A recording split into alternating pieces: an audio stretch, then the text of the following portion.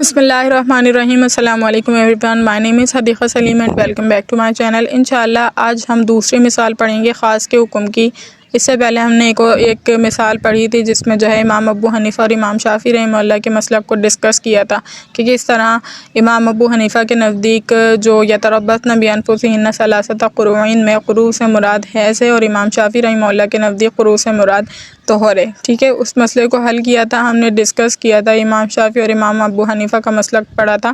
آج ہمارے پاس دوسری مثال ہے جس کو انشاءاللہ تھورولی پڑھیں گے۔ اللہ تعالیٰ سے دعا ہے کہ اللہ تعالیٰ اس پڑھنے پڑھانے کو اپنی بارگاہ الہی میں قبول و منظور فرمائے، آمین ثم آمین۔ فیقرج علی ھذا حکم الرجعۃ فی الحیضۃ الثالثۃ۔ ٹھیک ہے، اس سے نکالا جاتا ہے، پس تخریج کی جائے گی، یقرج نکالا جائے گا، علی ھذا یعنی اس مسئلے پر، اسی مسئلے پر جو ہم نے پہلے ڈسکس کر لیا، حکم الرجعۃ رجعت کا حکم۔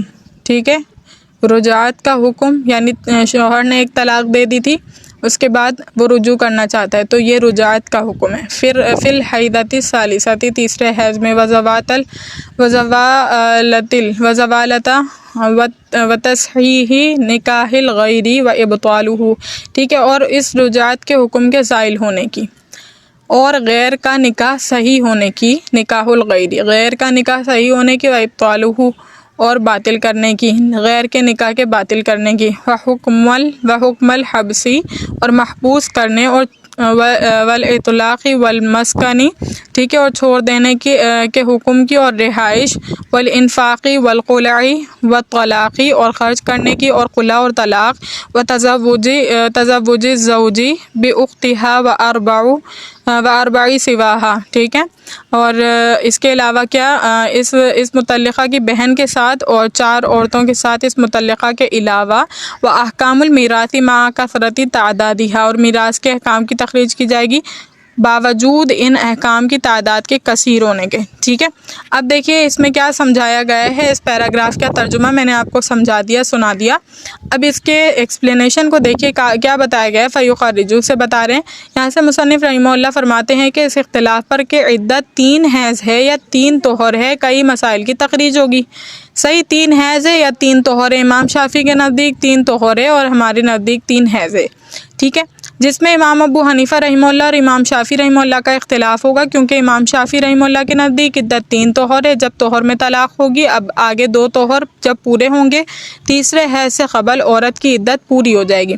صحیح ہے، امام شافعی رحمہ اللہ کے نزدیک کیا ہے، طہر سے جب وہ مراد لیتے ہیں تو کہتے ہیں طہر میں شوہر نے طلاق دی، آگے 2 اور طہر ملائیں گے تو کیا ہو جائے گا، اس کی عدت تیسرے حیض سے پہلے پوری ہو جائے گی۔ دیکھیں، شوہر نے طلاق دی طہر میں، صحیح ہے، پھر اس کے بعد ایک حیض آیا، ایک حیض ہو گیا، پھر دوسرا طہر آ گیا، دوسرا طہر ہو گیا، پھر کیا ہوا، پھر ایک حیض آیا، ٹھیک ہے، دوسرا حیض آیا ہے، اب پھر کیا ہوا، پھر ایک طہر آیا۔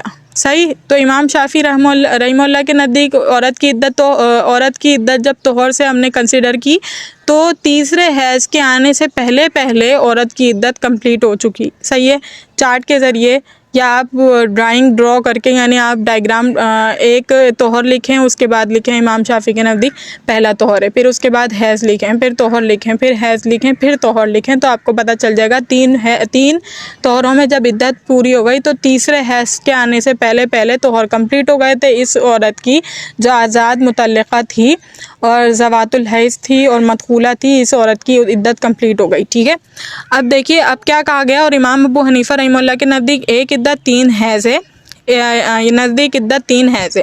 جب طہر میں طلاق ہوگی، آگے والے 2 طہروں کے بعد جو حیض آئے گا وہ تیسرا حیض عدت میں شامل ہوگا، اس کے بعد عدت ختم ہوگی۔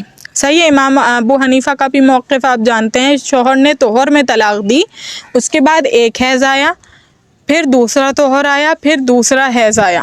صحیح ہے، صحیح، پھر اس کے بعد ایک طہر آیا، پھر تیسرا حیض آیا۔ ٹھیک ہے، اس طرح امام ابو حنیفہ کے نزدیک 3 حیض جو ہے وہ عورت کی عدت رہے گی۔ اب کہہ رہے ہیں کہ تیسرا حیض عدت میں شامل ہوگا، اس کے بعد عدت ختم ہوگی۔ خلاصہ یہ ہوا کہ امام صاحب رحمۃ اللہ علیہ کے نزدیک تیسرا حیض عدت میں شامل ہے۔ امام ابو حنیفہ رحمہ اللہ کے نزدیک تیسرا حیض جو ہے وہ عدت میں شامل ہے۔ ٹھیک ہے، اور امام شافعی رحمہ اللہ کے نزدیک تیسرا حیض عدت میں شامل نہیں ہے. جیسے میں نے آپ کو پہلے سمجھا دیا، کنزیکٹیو آپ کیا کریں گے، ایک طہر ایک طہر ایک حیض کر کے ڈرا کریں گے تو آپ کو سمجھ میں آ جائے گا. اس کے بعد اور امام شافعی رحمہ اللہ کے نزدیک تیسرا حیض عدت میں شامل نہیں ہے. تو اب مسئلہ نمبر 1 تخریج کیا ہو رہی ہے، ہمارے پاس نکل رہے کون سے مسئلے یہ بتایا جا رہا ہے. تو بحکم رجعتی یعنی رجعت کا حکم یہ ہے کہ اگر کسی آدمی نے اپنی بیوی کو طلاق رجعی دی تھی تو تیسرے حیض میں امام ابو حنیفہ رحمہ اللہ کے ہاں رجوع کر سکتا ہے کیونکہ ابھی عدت باقی ہے. صحیح ہے. امام ابو حنیفہ کہہ رہے ہیں کہ اگر اس شوہر نے بیوی کو طلاق دی تھی، ٹھیک ہے، طلاق رجعی دی تھی، ایک طلاق دی تھی، تو تیسرے حیض کے ختم ہونے سے پہلے تیسرے حیض کے اندر یعنی کہ شوہر بیوی سے رجوع کرے گا تو جائز ہے. صحیح، وہ اس کے لیے حلال ہو جائے گی. امام شافعی رحمۃ اللہ علیہ کے ہاں رجوع نہیں کر سکتا کیونکہ عدت ختم ہو چکی ہے. ان کے نزدیک طہر سے لی تھی نا ہم نے، تو تیسرے حیض کے آنے سے پہلے جو طہر گزرا تو طہر میں کمپلیٹ ہو چکی ہے. تیسرا حیض عدت میں شامل نہیں ہے، اس لیے ان کے نزدیک شوہر تیسرے حیض میں رجوع نہیں کر سکتا بیوی سے. تصحیح نکاحی یہ ہے کہ امام ابو حنیفہ رحمہ اللہ کے ہاں اگر یہ عورت تیسرے حیض میں کسی اور آدمی سے نکاح کرے گی تو باطل ہوگا کیونکہ عدت باقی ہے. امام شافعی رحمہ اللہ کے ہاں نکاح درست ہے کیونکہ عدت ختم ہو چکی ہے.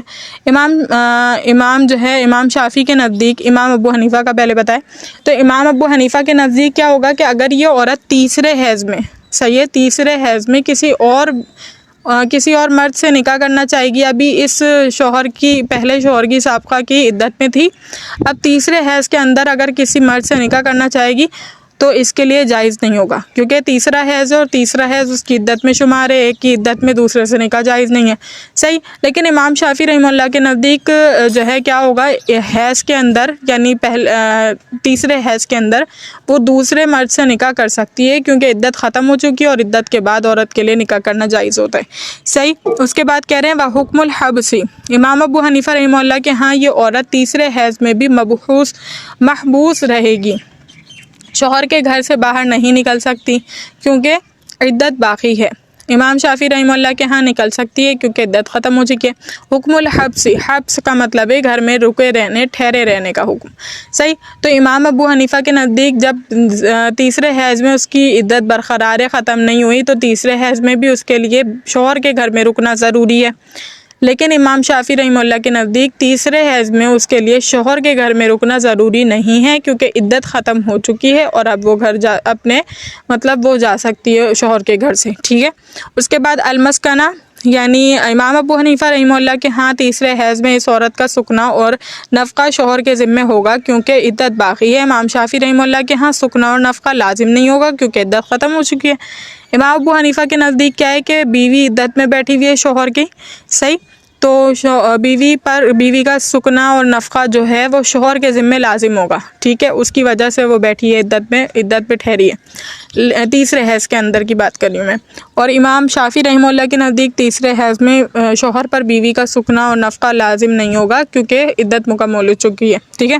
والخلا، امام شافعی رحمہ اللہ کے ہاں شوہر تیسرے حیض میں اپنی بیوی سے خلا کرنا چاہے تو نہیں کر سکتا. اسی طرح پہلے اس کو 1 یا 2 طلاقیں دی تھی تو اس تیسرے حیض میں ایک اور طلاق دینا چاہے تو نہیں دے سکتا.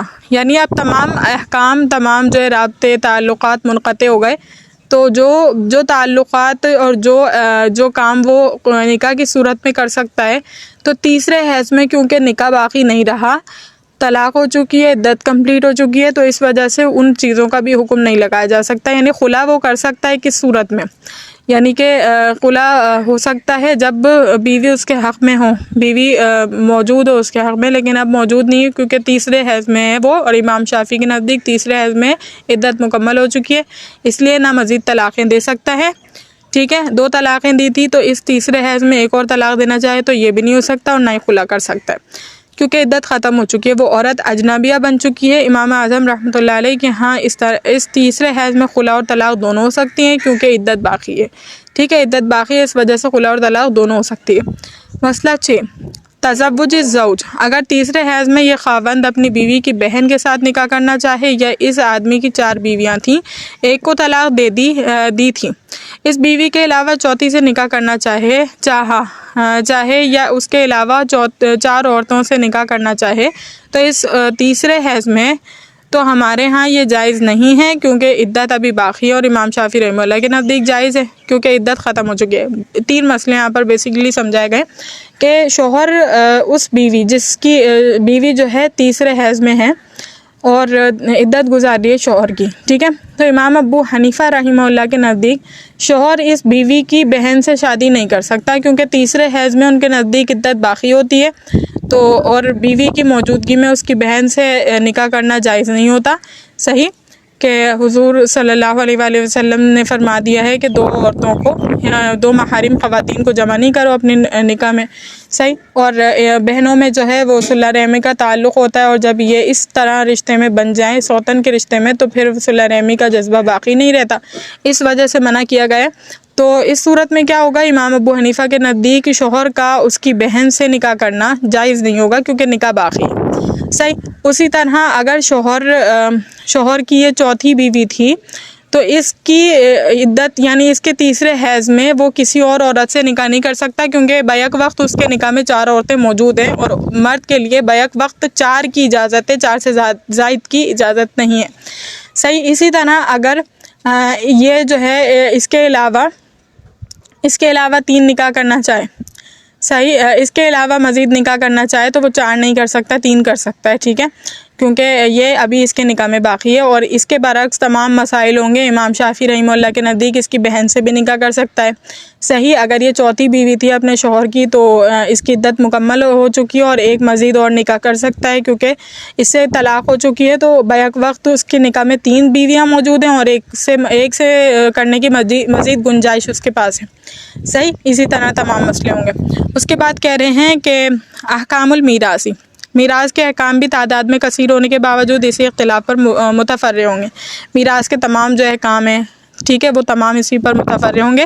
احکام سے پہلے ایک فائدہ، ایک مسئلہ یہ ہے کہ اگر عدت میں شوہر فوت ہو جائے تو اس شوہر کی میراث میں عورت کا حصہ ملتا ہے، اور دوسرا مسئلہ یہ ہے کہ بیوی کے لیے شوہر کا وصیت کرنا جائز نہیں ہوتا، صحیح، کہ اگر بیوی عدت میں ہے اور شوہر فوت ہو جائے، ٹھیک ہے، تو بیوی کو کیا ہوتا ہے، میراث میں حصہ ملتا ہے، اور شوہر کا اپنی زندگی میں بیوی کے لیے وصیت کرنا جائز نہیں ہوتا، صحیح، یہ بات سمجھ آئی۔ اب احکام سمجھو کہ امام شافعی رحمہ اللہ کے ہاں تیسرے حیض میں اگر خاوند مر گیا تو اس عورت کو وراثت میں حصہ نہیں ملے گا کیونکہ عدت ختم ہو گئی ہے، ہمارے ہاں ملے گا کیونکہ عدت باقی ہے۔ امام شافعی رحمہ اللہ کے ہاں تیسرے حیض میں اگر مرد وصیت کرے گا تو درست ہوگی کیونکہ عورت اجنبیہ بن چکی ہے عدت کے ختم ہونے کی وجہ سے، ہمارے ہاں وصیت درست نہ ہوگی کیونکہ عدت باقی ہونے کی وجہ سے من وجہ نکاح باقی ہے، صحیح۔ امام شافعی رحمہ اللہ کے نزدیک اگر شوہر جو ہے